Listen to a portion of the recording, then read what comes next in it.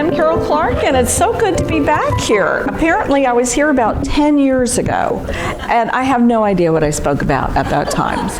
But today we're going to have a very odd program for me. It's a little bit less colorful, maybe, and it is. There is no overarching story with a plot that goes from beginning to end. This is going to be like a shotgun approach of lots of tiny little topics all cobbled together into one program. So if you don't like one slide, the next one's going to be about something totally different. But anyway, I do get to go to conferences where real scientists come and talk about their work with monarchs. And I put together my first News from the Front program in 2017 after I went to one of those, and I thought, wow, my Master Naturalist chapter, they're never going to hear all this unless I tell them what I learned at the conference. And then I kind of updated it after each conference, and I was still updating yesterday because we went to a new conference in August and learned lots and lots of things this year. So this is the current version.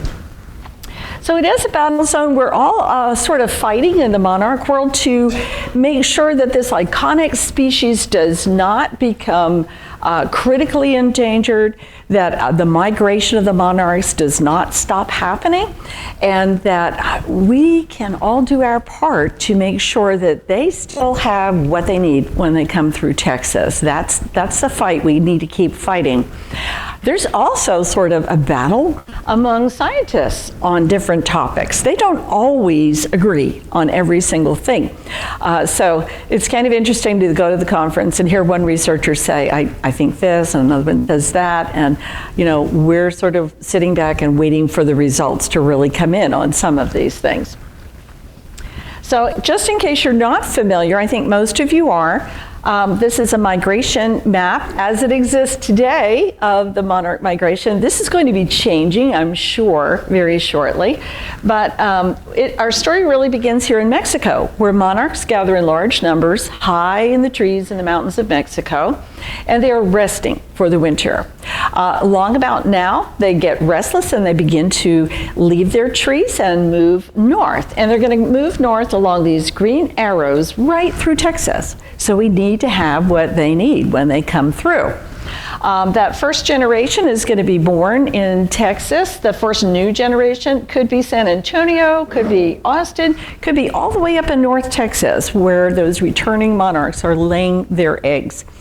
And then that generation, after they go through the egg, caterpillar, chrysalis, adult life cycle, is also going to move north. And they're looking for two things as they go north: milkweeds to lay their eggs on, and nectar plants for the adults to drink from. They have to have nectar plants for those adults to maintain their energy, keep flying, and keep laying eggs and breeding.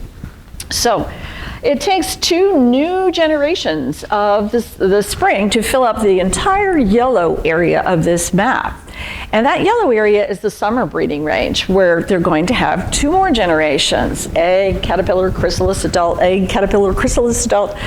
And the last generation of the summer is born very different. They come out of their chrysalis larger on average, darker on average, and their wing muscles are optimized for long distance flight instead of the short local flights and for breeding. And all of their reproductive organs are sort of tucked away dormant and not full size yet. So they have room to store fat as they fly from these summer breeding areas all the way, guess where? Back through Texas to Mexico. So twice a year we get to play host to these monarchs. And if they can't find what they need when they come through Texas, then they're really pretty much out of luck, because all of the eastern monarchs east of the Rocky Mountains need to pass through Texas to get to Mexico. So anyway, that's the basic story. And if you wanted to participate and really do what you can for the monarchs, you might pick up maybe one of these orange papers that have a lot of plants that monarchs really love on them. And think about becoming a monarch way station in your garden or some public area where you work. A monarch way station simply has three things: nectar plants for adult butterflies, host plants, which would be milkweeds for those caterpillars, because they've got to have milkweeds. And then some kind of shelter. That can be any kind of dense shrub, a solid bench, an overhang on a building, any place where monarchs could get out of the wind, rain, hail. You know, Texas gets a little weather every now and then, right? So any kind of shelter for the monarchs. Monarch Watch started this Monarch Way Station program about 20 years ago. And we are now up over 50,000 way stations in the country. And there are some in Canada and Mexico, but mostly they are here in the US. Notice Texas, we are winning. But we're not winning by much. Illinois is creeping up on us. So we can't let that happen. That would just be wrong. We need to have more Monarch Way stations in Texas because we are Texans and we don't want to lose to some Midwestern state, right? Now, here we're going to start the odd tidbits. You've got the basic story. On their way south, it is very common for monarchs to roost for the night. This was taken in Louisville early in the morning. This is often near a stream, often in vines overhanging water, or in a tree on a hilltop, because they kind of head for the highest point when they're migrating. So those two different things, they seem very different, but if it's been hot, they seek out those river bottoms, and if it's, you know, if they're flying right up till dark, they may head for the highest point on the hilltop that they can still see. So two different kinds of places where we find night roosts. But oddly enough, they typically don't do this in the spring when they're going north. They don't collect like this. However, they did once. And in 2017, there was a report from Bixby, Oklahoma, which was verified because all the monarch scientists went nuts and dashed over there to see it and document it, right, of a spring roost. Now, this isn't it. This is a fall roost from Louisville, but occasionally they do gather in the spring for the night. It's a little bit weird. Nobody knows why they chose to do it there and then. And there is one other unverified report that we know of, and I think that's pretty much it. So, another thing to be aware of is that when you read about Monarch Science in the newspaper, or even if you read an entire study done by a monarch scientist, they are not all of equal quality. And there is a lot of misinformation in there. There is some very poorly done science as well. So it takes a little bit of effort to sort out the valid things from the things that, you know, where they really just didn't do a good job on their experiment. And there are some people out there who have a flair for publicity and manage to get screaming headlines all the time. But sometimes these screaming headlines, which really draw bad conclusions from the actual science, just get picked up and repeated and repeated and repeated. So beware of things you read in the newspaper. I'm always happy to hear you on the phone or talk to you via email if you have questions about something you read in the popular media. One example of this was a few years back. We had 4 hurricanes near the coast, and there were just horrible headlines, you know, like storms impact monarchs, and it just, the headlines were everywhere. And it turns out that one reporter had talked to a couple of monarch people, totally misconstrued everything they said to her or him, I can't remember, and wrote an article. And that article got picked up by the wire services and spread everywhere with new headlines. But the headlines were uniformly terrible. And the news actually, the storms really hadn't bothered the monarchs much at all. But if you were to believe that newspaper article, you would have believed it was dire. So just be careful with that kind of thing. Okay, this is one of the newer overwintering graphs, and this represents the area that monarchs occupy during the winter. I don't have the new graph yet, but this one I think is 2 years old. You can see the numbers have gone mostly down, up and down a little bit, but mostly down. Another example of these headlines that you can't trust is that last year they had gone up a tick, and you know, or maybe it was 2 years ago, and the headlines read, "Monarchs double last year's numbers." Now you would think that was great, wouldn't you? But look how low that number was. So double that still wasn't good. Was it progress? Yeah, but it was a very small number. Twice 0 is 0, right? So twice a small number isn't really great news. And again, those headlines were screaming, you know, monarchs increase, double their numbers, and you just have to be careful with that.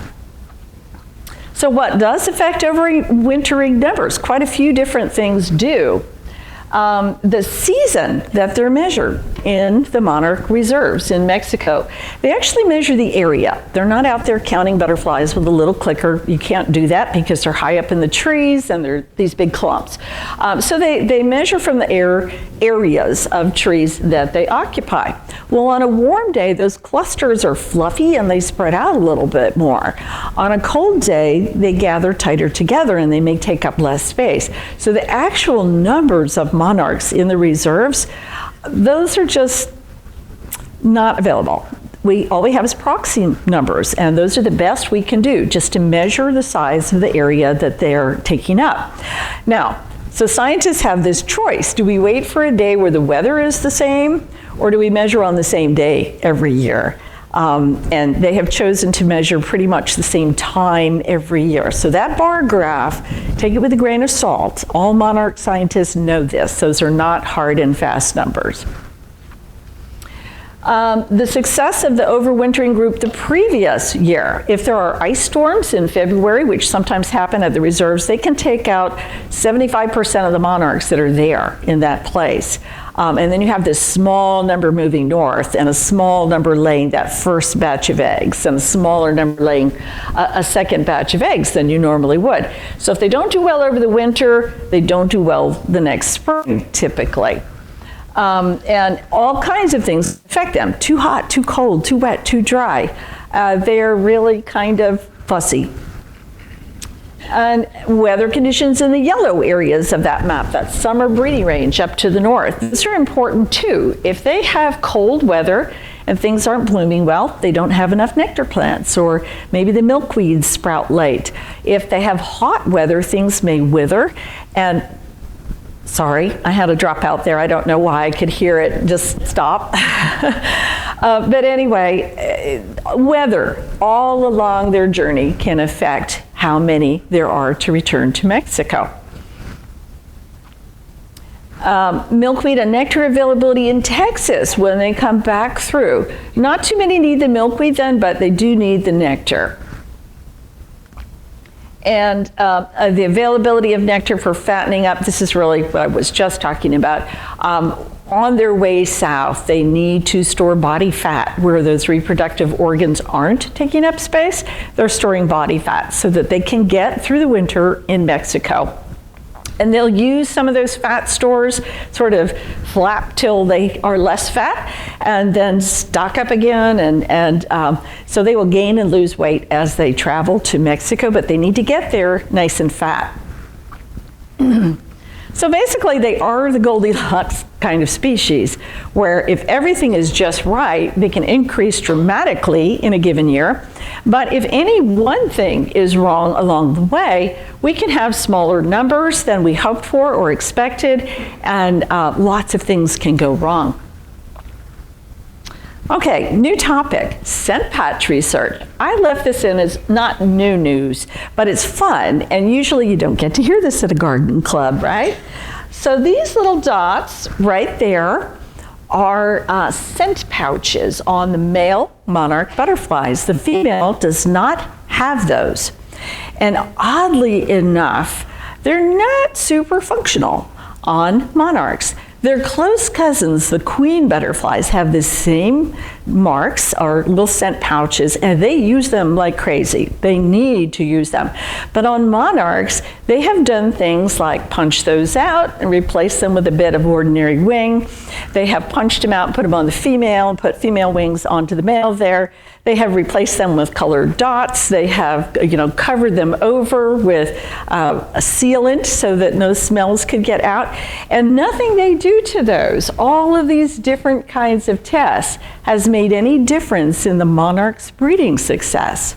For the queens, they exude a pheromone from those scent pouches, and that is very essential to their breeding success. So monarchs and queen butterflies are first cousins. They are both Danaus for the genus, but two different species. And these close cousins share this marking, but not the use for it. It's almost like an appendix. It's there for something, but not in use anymore. So there is a female without the scent pouches. So you see no black marks on her hind wings. And this plant, who knows Greg's blue mist flower here? You have some. I thought you would. Right. And is it covered with butterflies?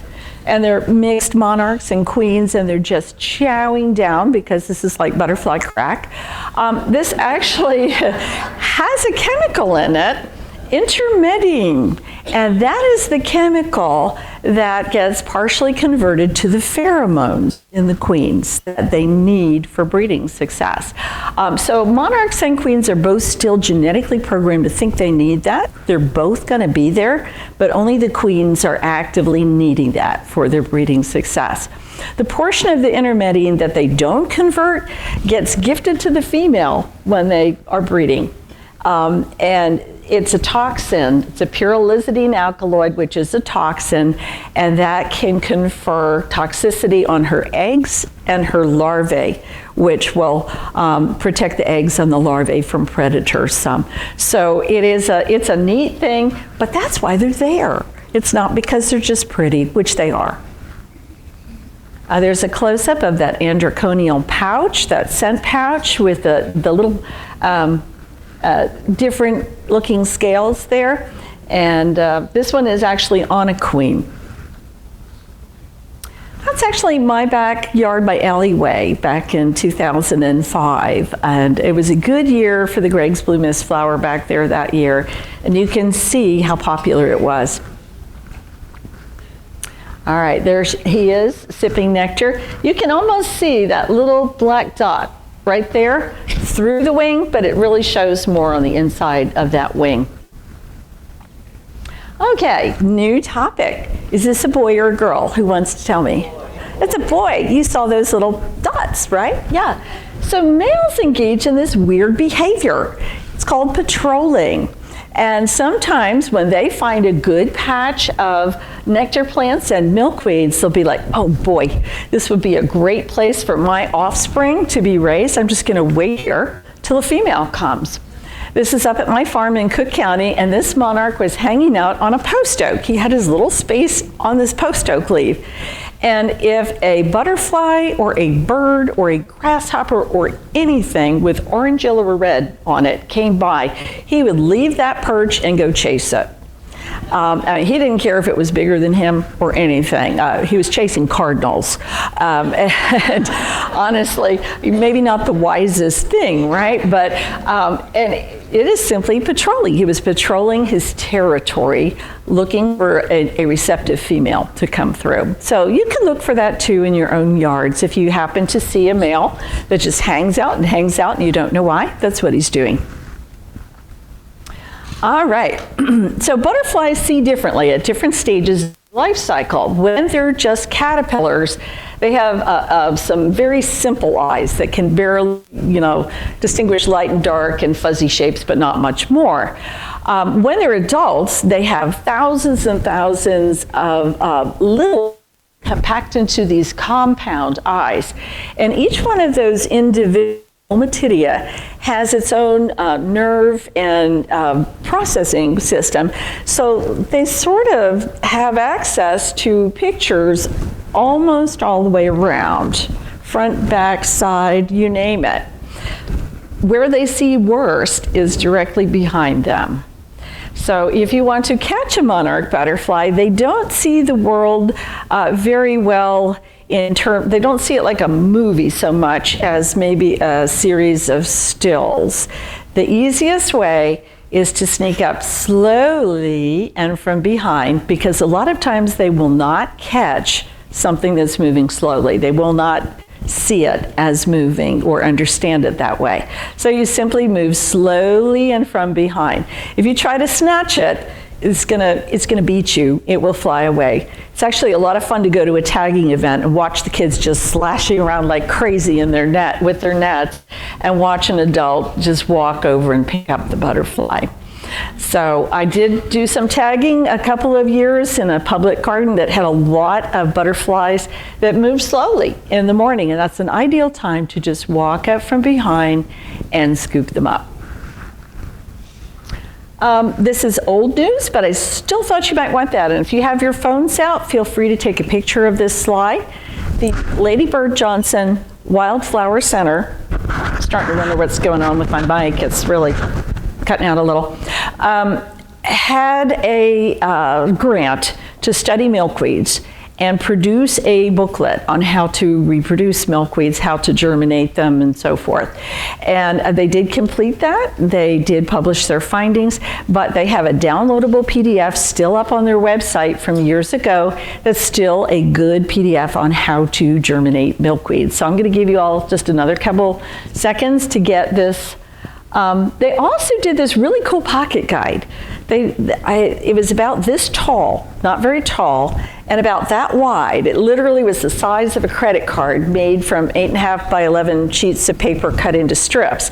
And it was printed on both sides. It had a dozen plants for monarchs, and it folded up like a little accordion and could go right in your wallet, so you could take it out to the store.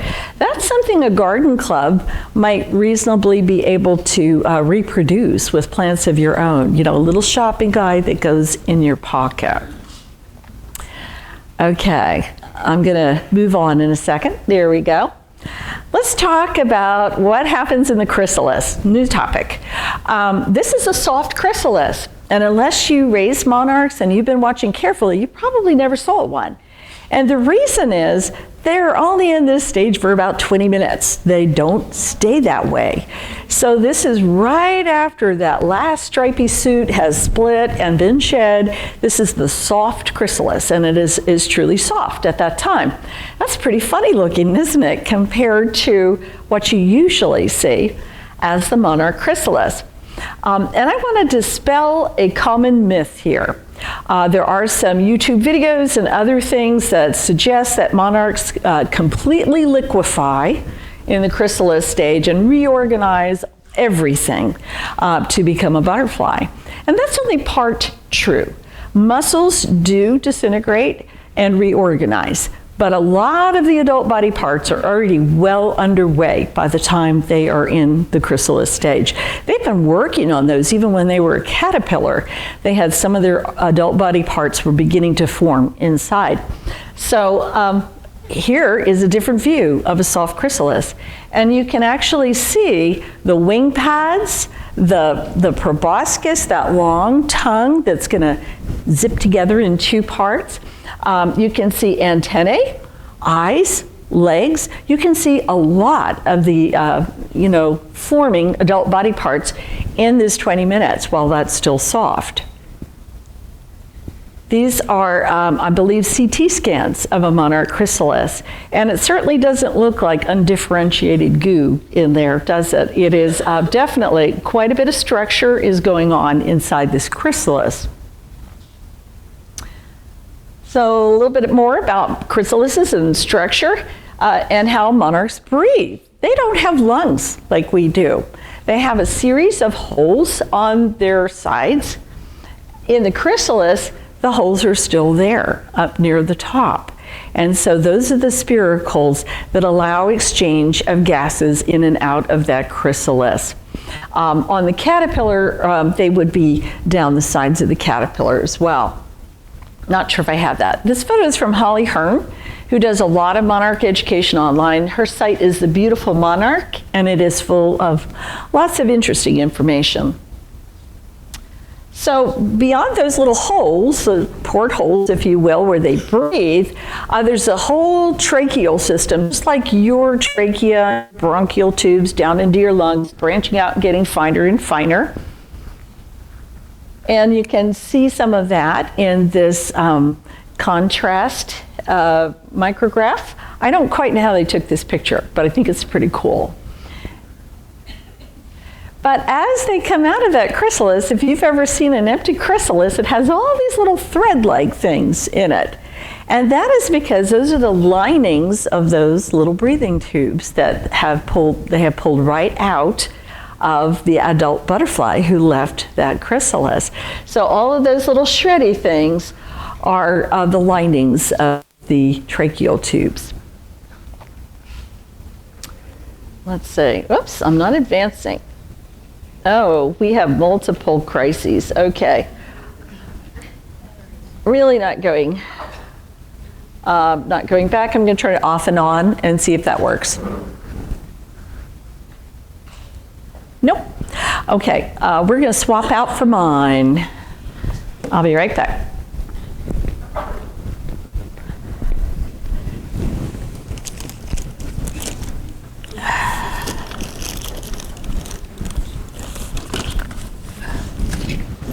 Have remote will travel. I take this to meetings with me, and you'd be shocked how many times the speaker's remote has died. And I pipe up and say, I have one in my purse. And they say, you travel with a remote? Like, yes. Okay. Yeah, so let's see if this one is going to work for us today. It does. Yay. So I left this one in. This is old news, but a few years back, one of those blaring newspaper headlines was, monarchs are exploding in the biosphere reserve. Females are being forced to mate until they explode. Seriously, that was the headline. And it was only this much accurate. It was observed, but it was not frequent or common. People who've raised monarchs in captivity with, ready access to breeding with their cage mates, they've done this 30 years. They'd only seen it once in captivity. It is not a frequent phenomenon. But anyway, males, when they do mate, they deposit a package that has not just sperm, but also some nutrients and other things along with it, including some chemicals that could help with toxicity of the offspring. And so they do lose quite a bit of their body mass, up to 10% with each time that they mate. So that is a thing. But females have lots of ways that they can resist mating as well. There are postures that they can adopt if they are not feeling receptive, where they can resist. So Chip Taylor, wanted people to know, I didn't realize I had backed up by accident, that the females are not hapless victims in these circumstances. This does not happen often, and they have some agency in whether or not they feel like breeding. Speaking of breeding, let's talk about fall breeding. So the basic story is monarchs come from the north and go straight through to Mexico. But that's not exactly what goes on all the time. We have some monarchs that will stop and breed in Texas on the way back south. And I'm sure a lot of you saw, look at my caterpillars right up into November this year. That's not necessarily a great thing, because they need to get to Mexico if they are going to contribute to the big population of monarchs. If they don't, if they're too late, they will die along the way. It will either be no flowers blooming, so they can't nectar up, or they will die of the cold sometime before they get to the biosphere reserves in Mexico. So late monarchs aren't great monarchs, is what I like to think about. And it does take them a while to get there. So if you're seeing monarchs in November in your garden, it's not a great thing. It's a wasted generation. They will not contribute to the large population of monarchs. They're not going to stay and continue to lay eggs, and the offspring can't make it to Mexico. A monarch that is breeding in Texas may drift south some more, but they're not going to migrate hard, and they won't make it. It just takes too much out of them, both males and females, to both breed and migrate. That's why they really don't do that. In the spring, those generations sort of drift north slowly. They're not migrating hard like the ones that are heading to Mexico. And in areas where tropical milkweed is planted, this number is actually a lot higher. it's about 35% found to be in breeding condition in Houston, in San Antonio, in places like that. Another thing that's slightly related would be Sonia Altizer's work out of the University of Georgia with Project Monarch Health. OE is short for a really long word, Ophreucystis electroscura, which is a protozoan parasite that infects monarchs. And their life cycle is complicated, so I don't want to get into that today right now. But basically, adult monarchs will sprinkle almost like sticky glitter, which is the dormant spores of the OE parasite, onto plants. And then caterpillars will eat those plants. So on host plants, they can be eaten by the caterpillars, and then they reproduce inside the caterpillar. It's very specific to only things that are related to monarchs, this particular parasite. It does not infect other kinds of butterflies. But in places where people have planted a lot of tropical milkweed and it doesn't go dormant and it's there all summer and all winter, after our regular native milkweeds have gone dormant, the prevalence of this parasitic infection is much, much higher. So for instance, if you were to go to Houston and start testing those butterflies there, you might find that 95% of them were infected, whereas 5 to 15% of migrating monarchs are infected. So it's not good for them. And what does it do? Well, it can cause deformed butterflies. It can cause butterflies to be born with proboscis that won't zip together, so they can't feed. They may look okay, but they won't function okay if they're infected. It can reduce the number of eggs they lay in their lifetime. It can reduce their lifespan. It can do lots of bad things to them. So this one has OE. It looks great, doesn't it? Notice there are just a couple of pale patches on the wings there near the body, the front wings. That's not a for sure sign that something has OE, but that is one of the signs that this butterfly might warrant a closer look. And this was actually tested by Dale Clark. He knows what he's doing for sure. He raises butterflies for a living. And so he really knows his stuff. But it looks great, and it isn't. It's not a healthy butterfly. So people who raise butterflies or have a lot of tropical in their yard and have OE prevalence, they think their butterflies look good, so they're not worried. If they're not testing with a microscope, they can't really tell. So I'm not sure why this map is here. Let me find out. Yes, okay. So on their way back to Texas, some of the monarchs will come earlier than others. We don't know why. We don't know what triggers this, but monarchs will start to show up back here at about August. And they are going to lay eggs if there's any milkweed out. So that is a breeding generation. It's called the 5th generation.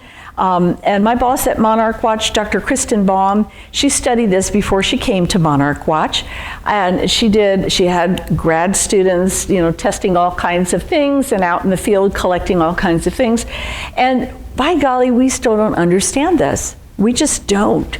We know that it happens, but we don't know where they come from, and we don't know why they left, where they left.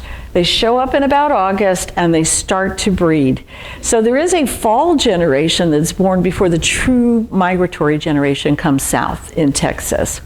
And we think that actually can contribute quite a bit to the population in Mexico because they peak as big fat caterpillars about the 15th of September, it says there, between the 11th and 17th. So at that point, they've got a couple weeks to stay in the chrysalis and become adult butterflies, and they are just in time to join that southbound migration, and we think they do. So separate from the monarchs that breed really late, like still laying eggs in November, this early fall generation or late summer generation probably is a productive generation for the overall monarch population. But if they're too late, they're just simply not going to make it to Mexico. Okay, so right now, Florida is a big mystery, and there's even like a blue question mark on the map down where Florida is. We know that Florida has a year-round population of monarchs, as do some of the islands in the Caribbean. That part's not a mystery, but what we don't know is whether monarchs that are migrating south and go to Florida stay in Florida, or whether they follow the coastline and come around to Texas, or whether they cross the Gulf and come to Texas. We're just not really sure how many of them decide to stop and stay, or if any of them do. Are the migratory population and the sedentary population separate? So one of my good friends, Ray Morantz, out of Oklahoma, he works for Xerces and also the USDA. He is currently in Florida doing all kinds of research on monarchs there and using some of the new technologies that we're about to talk about so that he can get a better understanding of what's going on in Florida. But also in Florida, tropical milkweed has been declared as of 2025 an invasive plant in all of Florida. Now, when Lincoln Brower went there in the 1950s, he found this plant in 2 places, 2. And now there's enough of it that it's been declared invasive in all of Florida. I really think this plant is also poised to become invasive in Texas. Our weather is not that different. And honestly, I got a call from a lady in La Porte who said, I have 120 tropical milkweed seedlings that showed up in my yard. I have never planted this plant.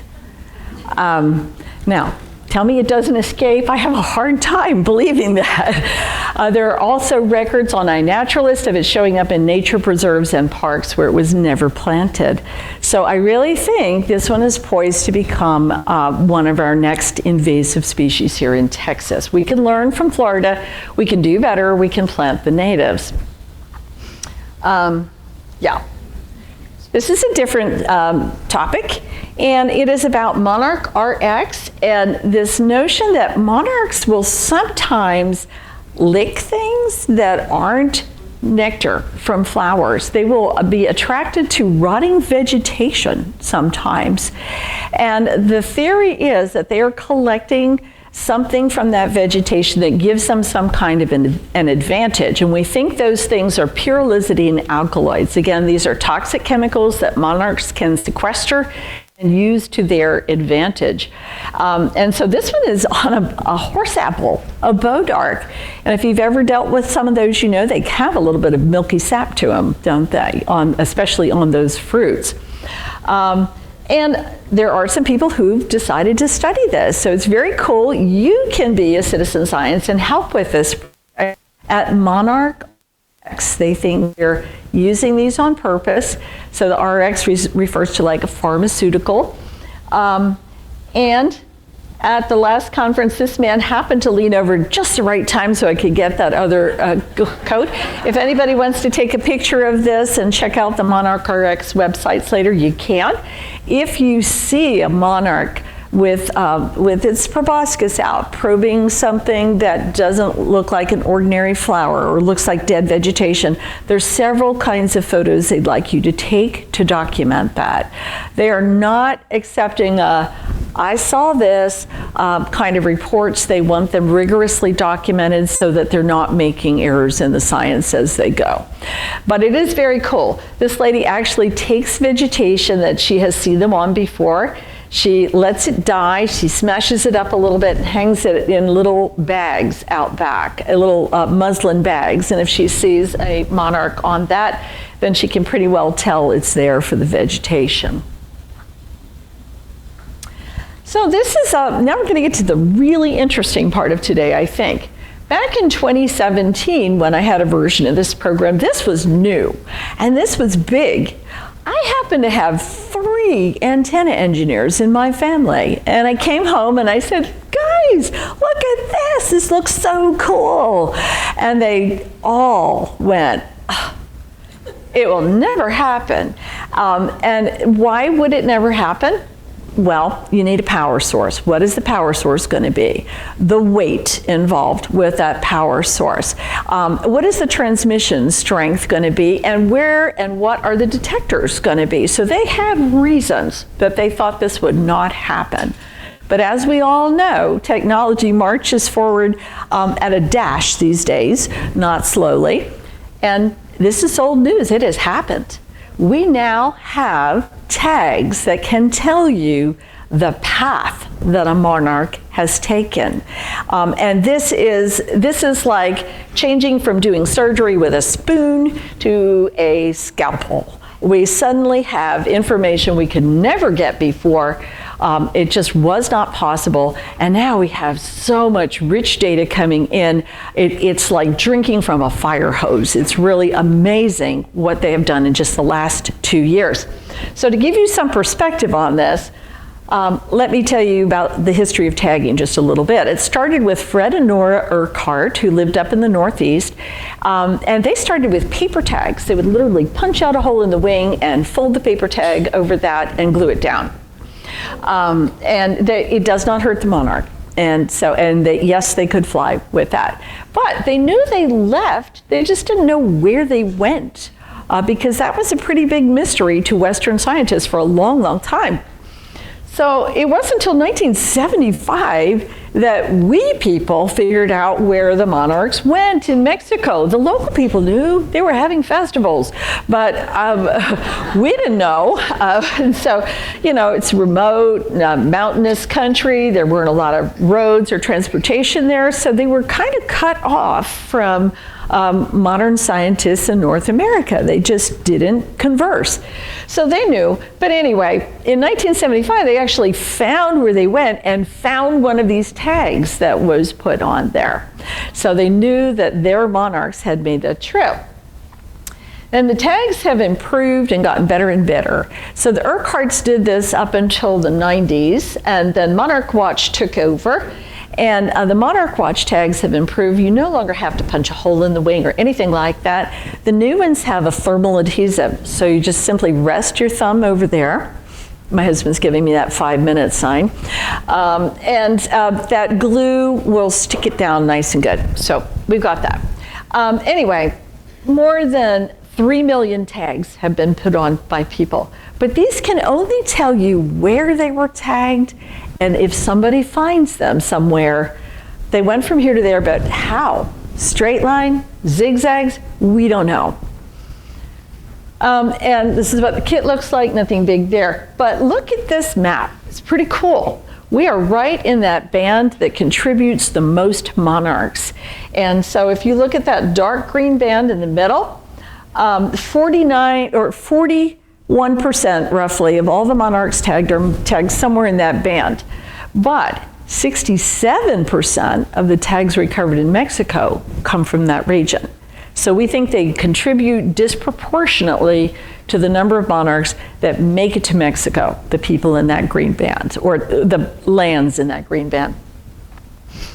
So things like that we could learn, and we did. But new, electronic tagging. And no more little stickers. This is hard to put on, but the data is incredible.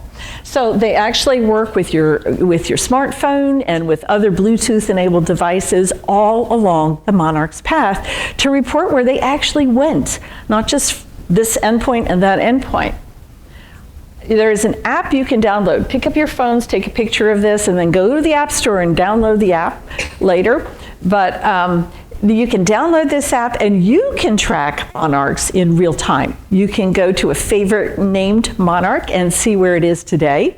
You can tag some of your own if you really wanted to, and then see where it's going to go. All right, everybody got that? So lots of people are cooperating on this. But once you have your app, what are you looking at? Well, you're looking at these specially tagged monarchs. And this takes some special equipment and some special training and a lot of money to get these tags, because they're about $170 a piece. So they have this little jig. They're wiping off a few scales very gently with a Q-tip. Each wing is in the celluloid envelope to keep the wings protected. She's going to use eyelash glue to glue down the transmitter to the Monarch's body. And these are incredibly light. They're about 2% of the Monarch's body weight. So they finally got these things light enough to work. And it's solar powered, so it lasts for the whole lifetime of the butterfly. And it just doesn't need batteries, right? And so they actually have to let the glue dry. They just sort of gently weight down the butterfly. There's a groove in that board to accommodate the legs and the body and all. And this butterfly has been very carefully handled, because by the time you stick a $170 tag to something, you really don't want to mangle your butterfly, right? You need these butterflies. They're being released, and you can see on your phone if there is one near you. If it is quite near you, it has to be pretty close. But by piggybacking on existing Bluetooth systems, they have enabled the sort of tracks that look like this, where each blue dot is an appearance of this butterfly near a Bluetooth device. And so this one was tagged in Kansas City. It has made it to Mexico, or in Kansas. And here are all the ones that Monarch watched tagged this fall, 30 of them.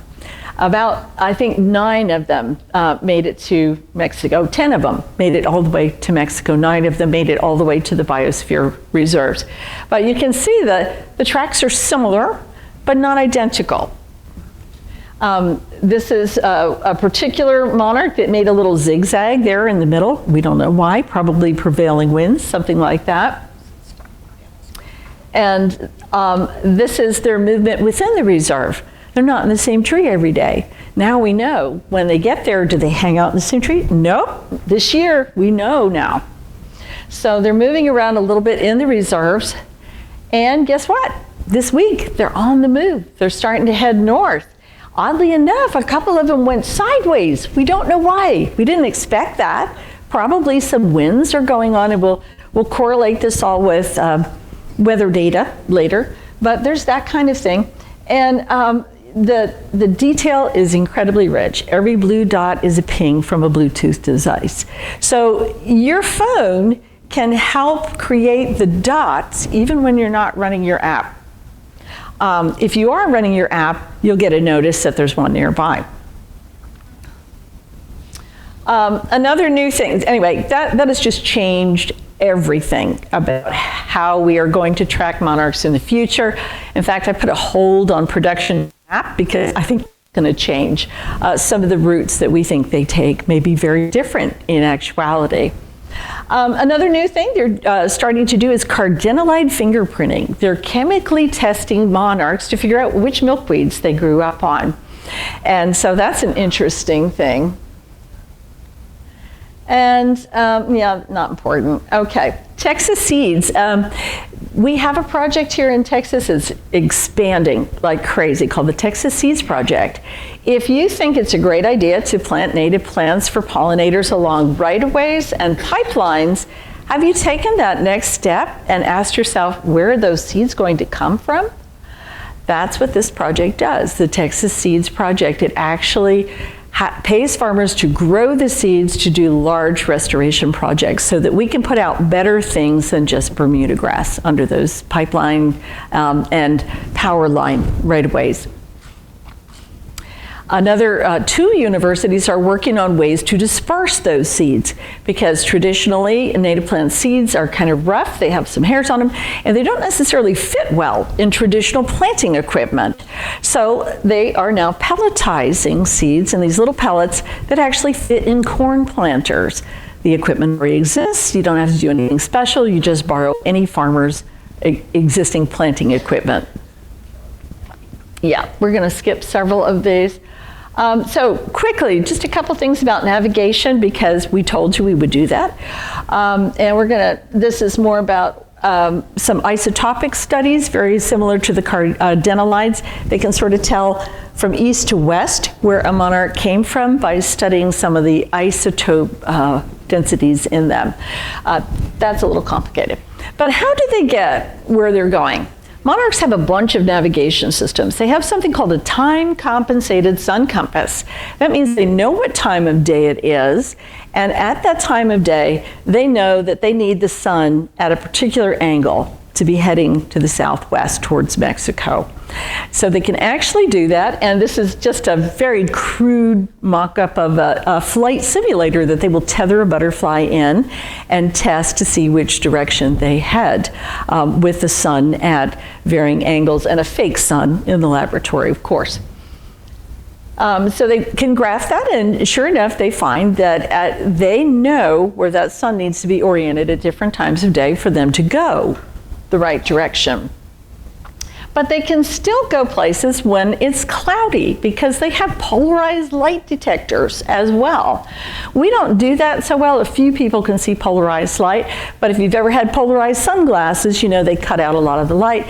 It has to do with the direction of the light. And they can also sense magnetic fields. They have magnetic field sensors built right into their antenna. So it depends on a compound called cryptochrome, which you don't want to know about, but these antennae can do amazing things. In the very ends, they've got a lot of taste receptors, roughly taste. It's not really taste like we would call it, but they can sense different chemicals. They have clock cells in their antenna. They have these light-mediated radical pairs. That's the cryptochrome that they use for the magnetic field sensing. So far, we got a lot of gear packed into one little antenna, right? But these antennae can also sense temperature and vibrations and wind. So all of this sensory gear in these little tiny antennae. If you cut off both antennae, they cannot migrate. If you cut off one antenna, they can migrate. But a butterfly with no antenna is pretty much grounded. They've just lost a lot of their sensory equipment. And so, of course, if you handle them, we always want to handle them very carefully. Yeah, so their chemical receptors are also scattered across their body. Of particular note, they have some near their feet, little spines on their feet, and mother monarchs will poke a potential host plant and chemically test it with the receptors right there to see if it's right for her eggs. And she won't lay eggs unless it's got a good chemical composition for that. And she'll test with several feet before she decides to lay an egg there. So we're gonna move on, but this is my friend Brenda. She's demonstrating compound eyes, antennae that smell, their little noses on top of her antennae there. And she's got on like those toe socks. They've got spikes and tongues on the toe socks, if you can't see that from there. And of course her breathing ports on the front of her shirt. So Brenda's got it all. She's got the whole sensory package in this costume out at a school. And I think we got to wrap up really soon, so we'll skip some last things. But why do monarchs decide to come back at the end of the winter? We know it's not the changing day length. Experimentally, from laboratory monarchs, we know it's not that at the end of the winter. But we do know also experimentally that they have to have enough chilling time in the winter in the monarch reserves, or they don't change direction. They don't go north. So this is a big problem if climate continues to warm and those reserves get too warm. There may be a year when monarchs just don't decide to go north. It's also a problem because some of the fir trees there only grow at certain altitudes. And so there are groups that are trying to move those fir trees north, not north, but up the mountains. And they don't grow there. There's like a band of trees. So they're trying to move the most tolerant ones up a little bit more. Hopefully there will be places for the monarchs to rest a little higher up the mountains, which won't solve the problem ultimately, but it will stall a little bit until other solutions might be found.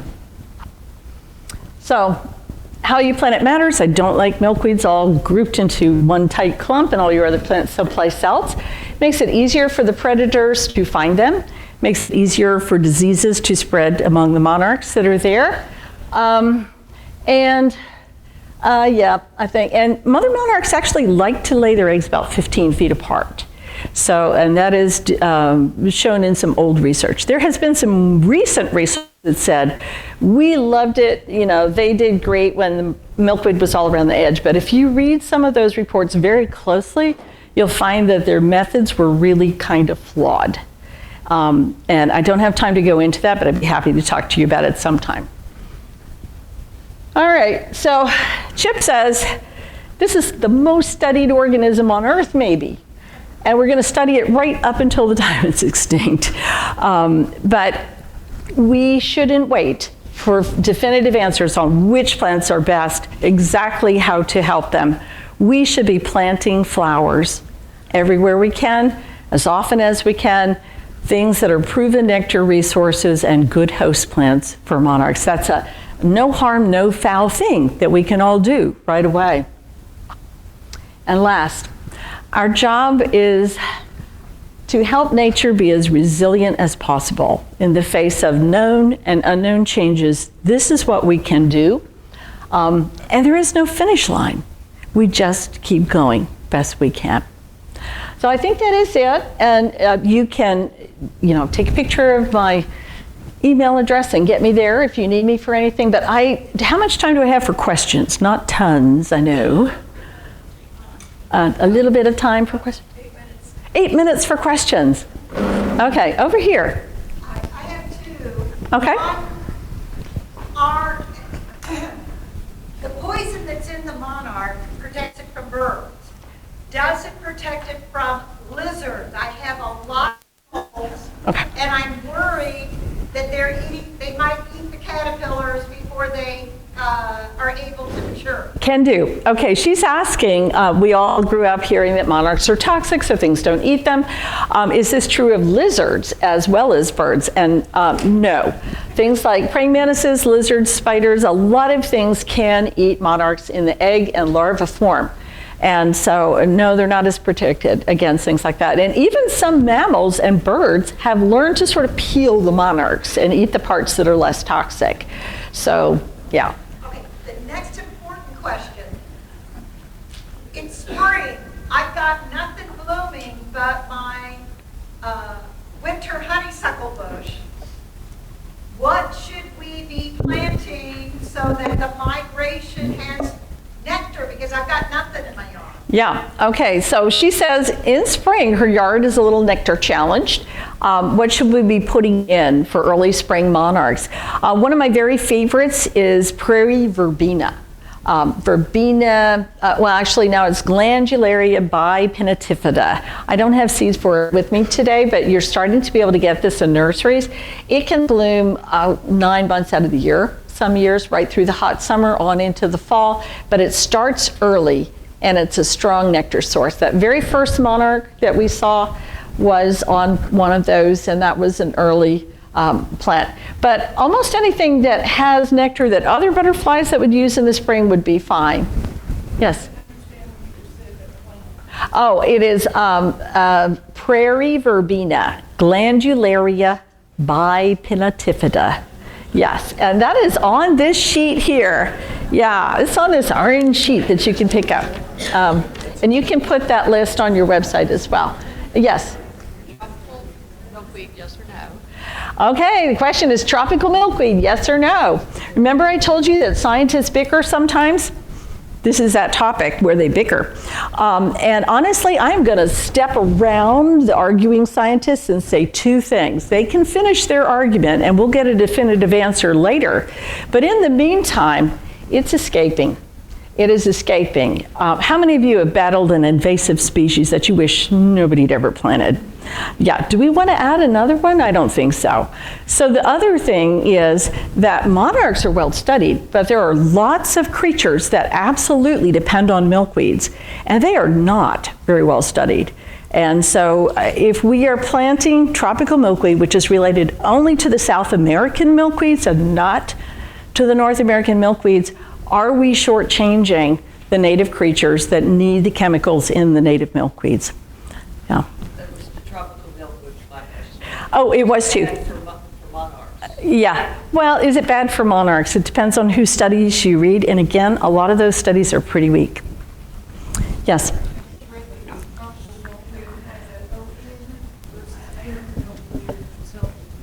Okay, so she asked something about tropical milkweed and OE, whereas native milkweed does not.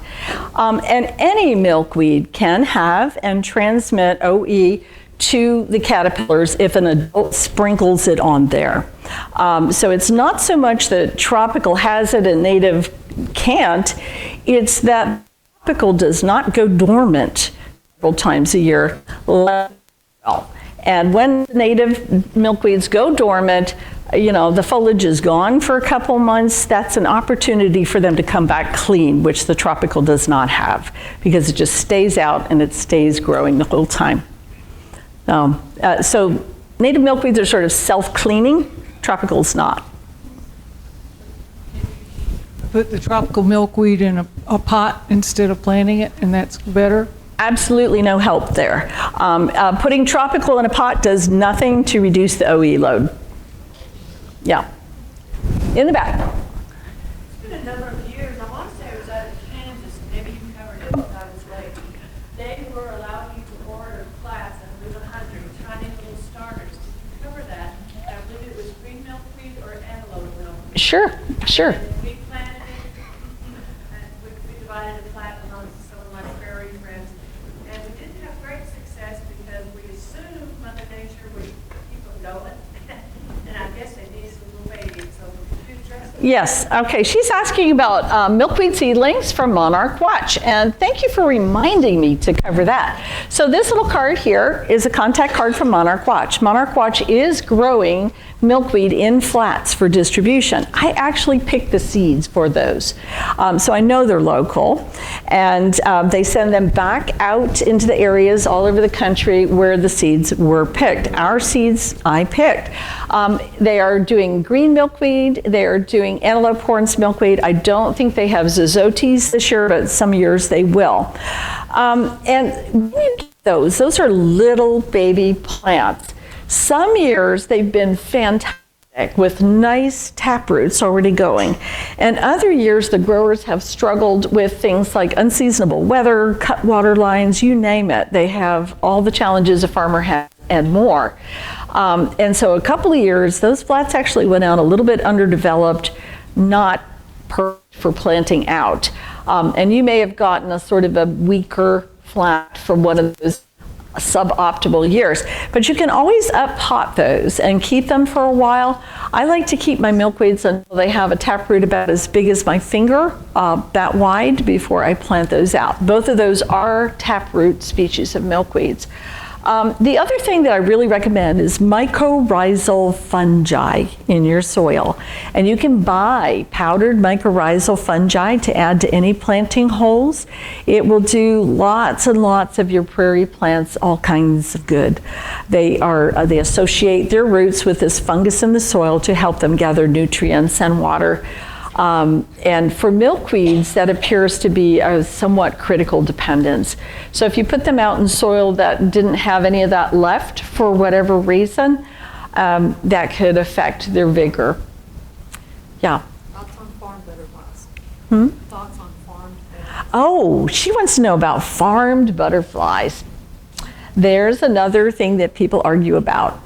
And farmed butterflies can be lots of fun and not a problem if they're done well, but they can also be a problem. I went to an event that meant to release 300 butterflies, and it was cold. The butterflies came out of the envelopes and flopped around on the ground. And they didn't want to fly. It was too cold. They couldn't fly. If their wing muscles aren't 55 degrees, they can't fly. So sometimes at these releases, which are designed to be joyful, public events, you get sad monarchs flopping around on the ground being stepped on by children. And that is not joyful. That's stressful. The other thing that event did was they released them in a place where for a half mile around there was not a single nectar plant. And so they came out, they were ready to eat. There was nothing. I mean, the ones, after it warmed up a little bit, they still couldn't find anything to eat. So they were landing all over the people, trying to find out, are you edible? Attracted to the bright colors. But they can go wrong, these releases. So if you're planning one for a wedding or something like that, just know it's a little bit trickier than you might think. Many of the butterfly farmers that I personally know are highly ethical and test their stock frequently but there are unethical butterfly farmers as well, who do not test their butterflies and release infected stock into the wild. So then you're exposing wild butterflies that were healthy to infected stock from a breeder. So in general, I'm not a big fan. However, I tolerate them because they are public engagement tools, and if they're done well with a reputable breeder, it's not that harmful for the most part. Anybody else have one last question maybe? I know I probably run over. So I think she's giving me a "you've talked enough" smile. So thank you all.